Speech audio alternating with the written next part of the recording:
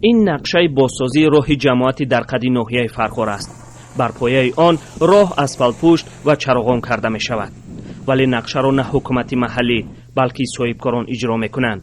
سال گذشته صاحبکاران مثل این راه 10 کیلومتر را منفرش کرده اند. بغیر از اون که صاحبکاران با طریق حشر در منطقه کار رفتند، 28 قریب 29 کیلومتر راه از تعمیر برآورده شد. حالا صاحبکاران نه تنها در فرخار بلکه در همدانی هم راه میسازند.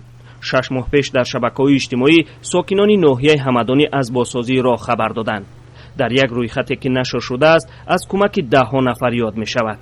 یکی سوزشواری داده است، دیگر نیرو و اما بسیاری ها مبلغ. باید 14 کیلومتر را در این منطقه منفرش کنند.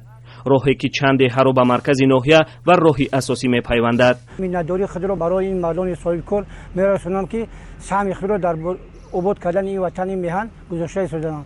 مقامات اعتراف میکنند سال تا سال با کمک صاحبکاران بیشتری راهها آباد می شود. تا 1 سال پیش در راههایی که صاحبکاران فرخاری و همدانی برای بازسازیش اقدام کرده اند گشتن دشوار بود. اما بیشتری وقت ساکنان حکومت محلی را برای نگاه نکردن راهها تنقید میکنند. آنها میگویند نقش حکومت در ترمیم راهها قریب که نیست یا فقط کمک رسان است.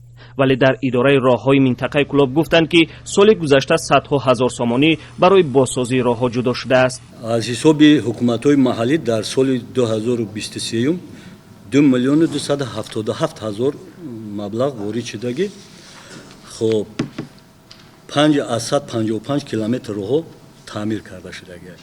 نه تنها در اینجا بلکه در تمام کشور عادت شده است که در حل چنین مشکلات صاحبکاران و اهالی جلب کرده شوند. سرمایه گذاری صاحبکاران در این حال اختیاری است و مجبوری معلوم نیست.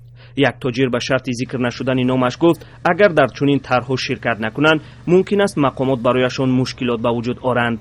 محمودجان رحمتزاده، آزادی از ناحیه همدانی و فرخار.